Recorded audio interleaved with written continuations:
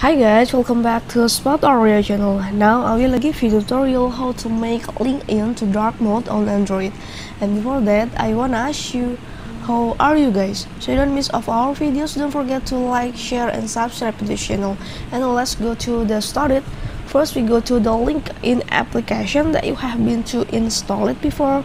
Click on the LinkedIn. And the next step, you can go to the symbol or the photos in the upper of the left corner, and let's go to the settings. Okay, and after that go to the account preference and go to the dark mode one for the display subtitle here. Okay, there is have three options to you. The first one is a device setting, the second one is dark mode, and the third one is light mode. And so how to make a dark mode, you can adjust to click a dark mode, and it's automatically make your LinkedIn has a dark mode. It's very simple way to do it.